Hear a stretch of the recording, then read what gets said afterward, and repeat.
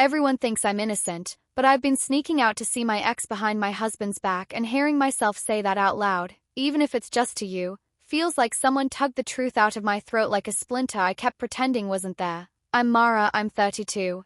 And I'm a cardiac sonographer at a public hospital, which is just a fancy way of saying I spend my days turning gel and sound into pictures of other people's hearts while quietly avoiding my own. And before you start building a neat little box to put me in, let me hand you the mess in pieces so you can see how ordinary each shard looked before it cut.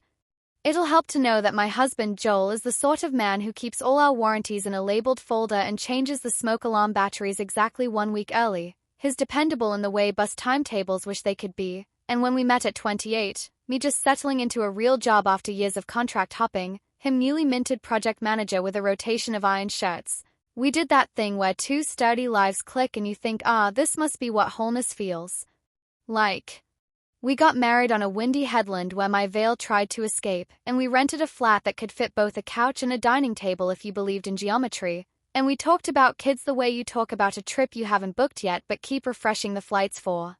There's a photo from that first year where we're both laughing at nothing, and I swear you can see the future hovering like a bird that fully intends to land. If we're distributing blame cleanly, you'll want to meet Noah, my ex. The gravity, well, I told myself I'd outgrown, but apparently orbit is more a habit than a choice. Noah and I were a university story with all the usual props. 2 essays due, 1 bar with bad lighting, a shared disdain for pretentious coffee notes. Stone fruit? It tastes like coffee, mate, and we loved each other in the all-consuming way you do when your only adult responsibilities are topping up your Opal card and figuring out how to cook chicken without poisoning your friends. We broke up at 26, not because of some cinematic betrayal but because he wanted to keep chasing bands around the East Coast while I wanted something that looked like a schedule and superannuation. We told our friends we were being grown-ups about it, hugged on the curb, promised to stay in touch in that jaunty doom tone people use when they mean it and also don't. 2 years later I met Joel, and the day I decided to say yes to him I put old messages in a folder called Nostalgia, which I thought meant done. Fast forward to last winter and a Tuesday that looked like every other Tuesday until it opened a trapdoor. I'd spent the morning doing echoes, elderly man with a valve like a saloon door, teenager with a murmur the internet had already convinced her meant catastrophe, and I was eating my sandwich in the staff room pretending the plastic chair was a picnic blanket when a song came on the radio, one I hadn't heard since the year my hair was still doing whatever it wanted, and we thought life would make more sense if we could just choose the right indie band to be faithful to. The song was Noah's favorite. I'd rolled my eyes at it then because he kept putting it on. Now I felt my ribs remember how to expand like they were being coached. I reached for my phone like I was putting a hand out to steady myself, and there it was, a message request from an Instagram account with a new handle but the same grin in the tiny circle. Hey Mara. Saw your article in the hospital newsletter. Congrats on the research thing. Proud of you. I read it 3 times because shock looks a lot like repetition. It took me an hour to reply with the most neutral sentence in the English language. Thanks. How are you? If you want to feel the exact weight of temptation, imagine a door you thought was locked rattling open with the lightest push. We messaged. You know the script. It starts with life summaries as if you're 2 cousins at a wedding catching up between speeches. He'd moved down the coast for work, back in the city now, writing code for a company that sounded like it sold adjectives. I'd gotten married, bought a couch, figured out how to make risotto without crying. He asked if I still took photos of clouds like they were celebrities. I asked if he still refused to buy an umbrella on principle. It was stupidly familiar, like trying on a jacket from an old winter and finding it still fits around the shoulders.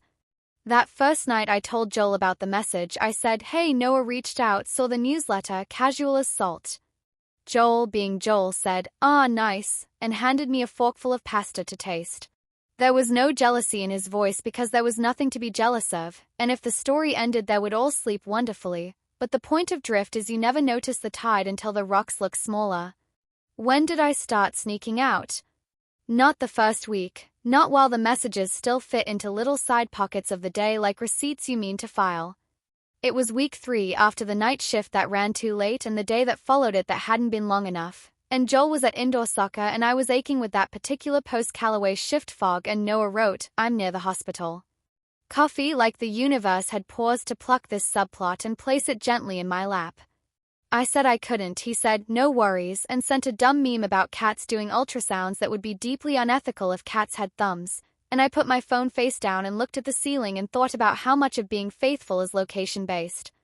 30 minutes later, I put on a coat and a reason. I told myself I needed almond milk for the morning, and I told Joel there was none, and both things were true except for the part where there was almond milk and I did not need it. I walked to the corner cafe like I always do on insomnia nights, except instead of turning left at the light, I crossed the road and stood under the awning of a dim little bar with mismatched stools and glass that knew it was being watched. He was already there, the way Noah is always already there in my memory, hands wrapped around a mug like he was trying to be polite to the heat. The first thing he said was, "You look exactly like you," which I chose to hear as "you're still you" instead of "time hasn't bitten you yet." I said, "You look like you tried to grow up and it took," and we both laughed, a sound that recognized itself. We talked about nothing because that is what you do to avoid talking about everything.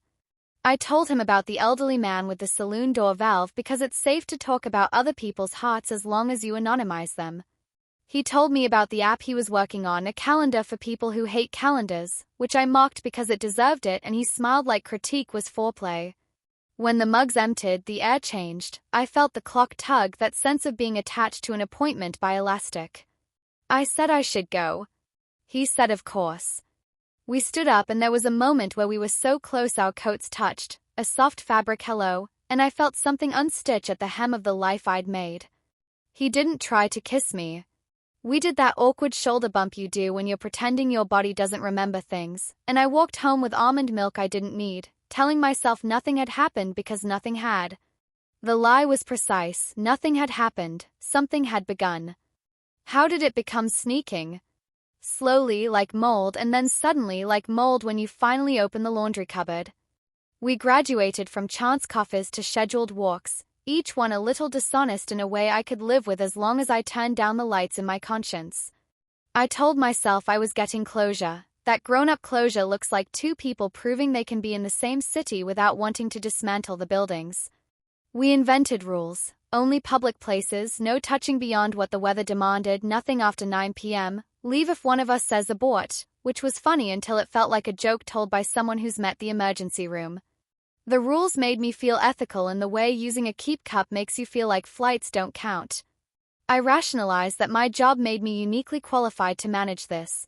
My entire day is boundaries and proximity, finding windows between ribs and sound, knowing how close is close enough. I forgot or pretended to that when it's your own heart on the screen the gel turns to mercury. If you want to be cross with me, be cross now because the part that comes next is worse. One Thursday I told Joel I'd been scheduled late and then I wasn't scheduled late and then I didn't go home. I went to a secondhand bookshop in a different suburb because Noah had texted a picture of a weathered copy of a book we loved at 20 and I wanted to stand next to him in a place that felt like an alibi. We sat on the floor in the poetry corner because chairs felt too official and read out the most ridiculous lines in our best tragic voices. It was warm and grubby and everyone smelled like old pages and rain. And then he touched my hand. Or maybe I touched his. I will argue this point in heaven. It was not a grab, not a lurid thing. The backs of our fingers met the way dogs introduce themselves, brief sniff of electricity, and the entire room tilted like a ferry in unexpected wake. I moved my hand away and he said, sorry, which was honest and useless. We set the book down like a valuable we didn't want to drop. He said, you should go, which was the most grown-up line either of us had managed, and I did, and that night I lay next to Joel and watched him sleep like a time-lapse of trust and decided I would never see Noah again. The problem with deciding is you have to keep deciding every day. Some days I did. Some days I said I did and then found my feet walking their own route.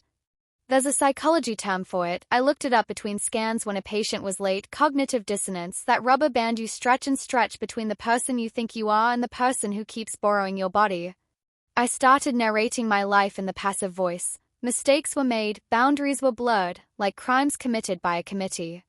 I was soft with Joel to compensate for the hardness of the lie, made his favorite dinners on nights I wanted to moan into my pillow with guilt, bought us plants and sprinkled their soil like I could atone with grittiness. He stayed being Joel, which made me hate and love him in new, awful ways. He'd come into the lounge with 2 mugs and say, "Want to try that weird Netflix documentary about mushrooms?" And I'd say, "I love you," and mean it at least as much as I meant anything. "You're reasonable. You want to know why I didn't just break up with Joel." It is easier to excise a tumor on a screen where you can turn up the contrast than it is to find the exact line where a good thing stops being the right thing inside your actual chest. Also, cowardice. Also, greed. Also, the way memory will take a single bright line from your past and stretch it taut over everything else until it hums. I kept telling myself I was only borrowing from the future, that I would pay it back with interest when I'd figured out how not to destroy both of us. I had a therapist once say to me, "You don't get to keep all the nice things," and I laughed then because it sounded like a line from a stingy fairy godmother. I understand it now. I wanted all the nice things. I wanted to be the kind of person other people trusted and also the kind of person who indulged her hunger. That Venn diagram is actually 2 separate circles and I refuse to admit it. The first time I lied to a friend was to my brother, and it felt worse than lying to Joel because my brother knows the rhythm of my breathing literally. We shared a room growing up and he used to throw a pillow at me when I snored. Ben texted to ask if Joel and I were coming to Mum's for dinner. I said we were and then Noah messaged, "I got us tickets to a stupid lecture on the physics of time because you once said you wanted to understand Doctor Who." And I told my brother I had an on-call night and told Mum I'd FaceTime her in the morning and told Joel I'd meet him at his friend's bar after. I told myself I was doing 3 kind things at once: feeding nostalgia, feeding family, feeding marriage. I'm not asking you to forgive me. I'm telling you the exact brand names of the knives I used. When we stepped into the lecture hall, I thought, "We're safe here, no one kisses during a slide on entropy." The speaker made bad jokes about the arrow of time and everyone laughed like they were earning extra credits in adulthood. Noah took notes like he'd use them, and I watched his wrist move and remembered how that wrist had felt when he'd been sick once and I'd held it to check his temperature like an idiot with no thermometer. Afterward we got cheap ramen and slurped like we were 22 again, which is to say with the intense joy of people who think they'll always have time to fix things later. I kept checking the clock because I had promised Joel I'd meet him, promised myself I'd show up to the life I'd already chosen. I told Noah I had to go. He said, "I know." I half stood and he put his hand on my knee, not high, not suggestive, a brace against something that was already moving, and I sat back down. "This is bad," I said, and he nodded. We stared at the table like it had answers in the knots.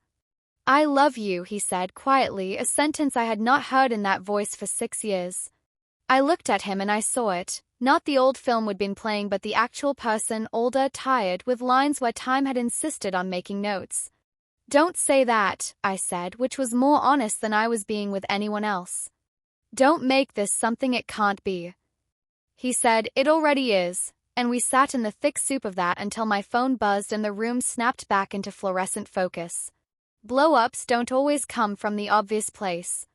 You think you'll be caught by lipstick on a collar or a text flashing up with a heart, but sometimes it's a parking ticket. I'd driven to meet Noah at a park on a Sunday morning, the kind of clean plan that made me feel like a person with good shoes, and forgot the stupid app hadn't processed in that area. And 3 weeks later a white envelope with a mean window arrived addressed to me with a picture of my number plate and the exact time stamped in the top corner. Joel tossed it onto the table while making toast. "We got pinged on a Sunday in Glebe," he said, not accusatory, the way you announce rain from the next room.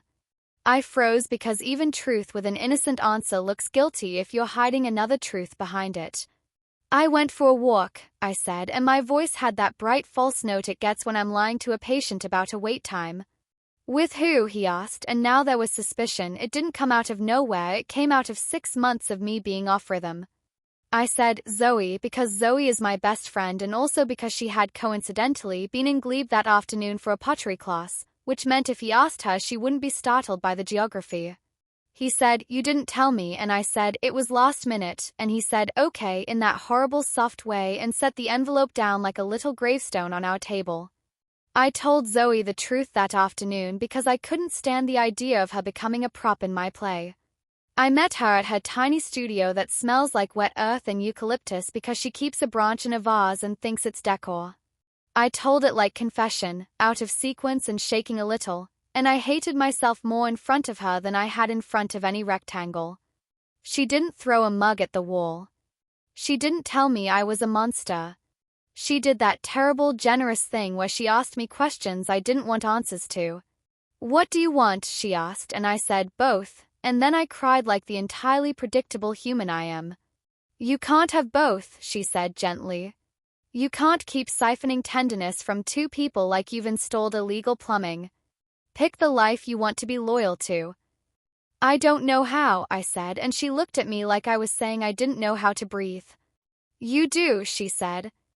"You just don't want to do it because it will be ugly." She made me tea. She made me a list. She told me to tell Joel. I left with the list in my pocket and the exact same number of justifications I'd walked in with. The night I almost told Joel was the night his dad called from the hospital about a scare that turned out to be nothing, but in the dark hour you don't know that. We drove there fast and sat on plastic chairs with our hands clasped like we were tethered by a rope we couldn't see. The ward smelled like alcohol and hope. I watched a nurse adjust a drip and I thought, if you tell him now you are a monster. So I didn't. I held his hand and fetched water and organized the visiting schedule because when I'm helpless I organize. On the drive home his shoulders dropped with relief and he said, "You're my person," and I nodded like a liar because I was one. I didn't sleep. I counted tiles on the ceiling and tried not to call anyone whose voice would fall into mine. What broke it open wasn't guilt exactly. It was exhaustion. You can only keep the plate spinning for so long before one of them decides to test gravity. I told Noah I needed a month. No contact. I told Joel I needed a month. Space to think. I know how that sounds. It was the bravest sentence I could manage without detonating the room. Joel's face did something I will dream about when I'm 80, hurt and hope at war, both convinced they'd win. He said, "I'll give you what you need," and kissed my forehead. Noah said, "I'll wait," which made him sound like a hero in a war film, but what he was really doing was outsourcing his choice to me. For a week I went to work and did my job so well you could have used my reports to teach a class. At home I turned my phone off like it was a cure. At night I walked laps around the block until my brain stopped scratching at the door. The second week I went to the sea and wrote in a notebook until the pages smelled like salt. The third week I called my therapist and said, "I'm ready to be told the thing I already know." She said, "Say it." I said, "I'm cheating on my husband." She said, "Say the rest." I said, "I don't want to be the person who cheats." She said, "Say the part after that." I said, "I have to stop," and cried into my sleeve like a child because apparently all of us are children when we run out of lies. I called Noah the next day and said, "I can't see you again." He said, "You keep saying that," which was fair. I said, "This time it's not about denying a feeling, it's about not building a life I can't look at in daylight." He said, "We could," and I cut him off because I've always hated the way he says we could like the universe is a buffet. "We could do 100 things," I said. "We're not going to." He was quiet a long time. "I'll always love you," he said, like a line from a bad song that still makes you cry. "You can," I said, "over there." Then I blocked him because love is not proof of good decisions, and because if I've learned anything it's that my willpower is a dog that only listens when you put a fence up. Telling Joel was both the worst thing I've ever done and the only thing that made the next morning possible. I told him on a Sunday morning because I couldn't stand another church sermon where I mouthed words about truth and then went home to brush my teeth next to a man who thought I was brave. I said, "I've been seeing Noah," and the room did that thing rooms do when they become very small and then very large. He didn't yell. Joel is not a yeller. He asked 2 questions, "Did you sleep with him and how long?" The answers were no and months, and I'm not sure which hurt him more. He put his hands on the table and looked at his knuckles like he could rearrange the bones into a different shape, and I waited for him to throw something or plead or turn into someone I didn't know. He didn't. He said, after a minute that felt like an amputation, "Thank you for telling me." Then he stood and walked into the bedroom and closed the door all the way. There's a kind of silence where words are the clumsiest tools in the kit, and you wish you could carve apology directly onto the air. We separated. Of course we did. Not because he slammed the door, but because when he opened it an hour later his face had rearranged itself into the version he needed to be to stay alive. A man who chooses not to live inside someone else's storm. We did the admin like two people who'd been training for practicalities their whole lives. Bank accounts, leases, the ridiculous chore of dividing the bookshelf like civilized hyenas. He moved to his friend's spare room. I kept the plants. We told our families. Mum cried and then made soup. His mum said, "Come over anyway," and I did because love doesn't always know which table to sit at. Friends took sides and then wandered back to the middle when they realized sides aren't useful unless you're building furniture. I wish I could tell you I transformed overnight into a person worthy of a redemption montage. What I actually did was more boring. I went to work and did my scans. I wrote it all down at night like I was paying a fine, one sentence at a time. I made a rule that I wasn't allowed to dramatize my goodness. No big speeches about growth, no performative guilt to wring pats out of people. I told Zoe when I wanted to text Noah so she could sit on my hands metaphorically. I walked past the bookshop without going in and allowed myself to remember that afternoon like a picture hung in a museum you don't visit anymore. I learned to cook an omelette because the only thing worse than being alone is eating badly while doing it. I went to a pottery class with Zoe and made a crooked mug that looks like a cartoon of grief but holds tea perfectly, which feels like a metaphor I'm allowed to keep. Months passed with the weird elasticity grief gives them. Joel and I exchanged logistics and the occasional kind message the way ex-colleagues send each other the link to an article. He started seeing someone, I know because I saw them once at the market and she looked at him like he was a safe place and I felt a complicated rush of relief and jealousy and the desire to apologize to her for something that hadn't happened. I didn't date, not out of self-flagellation so much as a desire to turn down the volume and hear my actual footsteps. I had coffee with my sister a lot and she told me hilarious stories about her toddlers that made me snort into my mug and also shudder at the idea of seeking absolution from children who can find the one sharp corner in a padded room. Do I regret it? Yes. And also no, in the sense that regret doesn't alter the past, only the willingness to be honest in the next minute. I regret the lies like splinters in Joel's fingers he'll find months from now in rooms I never meant to haunt. I don't regret finally saying the thing I didn't want to say and stepping into the cold air on the other side. When a patient asks me now what they're looking at on the screen, I still say your heart, but sometimes I picture mine too and the image is blurry and then crisp and I recognize both versions as true. The last time I saw Noah was not cinematic. It was at a pedestrian crossing 6 months later. He was on the other side in a jacket I once would have teased him for. I was holding a canvas bag with lemons and basil like a person in a brochure. We didn't wave. We didn't smile. The red man turned green and everyone crossed and we became two ordinary people in a city full of them. I went home and made pasta so lemony it shocked me back into my mouth. I ate it by the window and watched the late light turn my plants into a choir. I texted Joel, not a confession, not a plea, just a genuine thing. Your favorite band is playing in December. If you go, wear earplugs. He replied with a thumbs up and the sentence, I got the good ones, and we both let that be the size of what we had to say. If you're listening because you're deciding whether to open a door you've convinced yourself is harmless, I'm not going to give you a sanctimonious speech, but I will tell you what I know now in the plainest way I can. Affairs, emotional, logistical, clandestine, whatever flavor you pretend tastes less sharp, don't arrive to rescue you. They arrive to test whether you can be trusted with your own loneliness. I failed that test for a while. I'm not writing this to yank your hand away from the handle. I'm writing it because the handle is warm and familiar and there will always be a song on the radio on a Tuesday that will convince you doors open themselves. They don't. You do. I am still a cardiac sonographer. I still slide gel onto skin and press a probe gently into places where images can be coaxed and I still say, deep breath in, hold, release, like a spell. Some mornings on the walk to work, when the air is that particular Sydney crisp that makes even bus exhaust smell philosophical, I repeat those words to myself. Deep breath in. Hold. Release.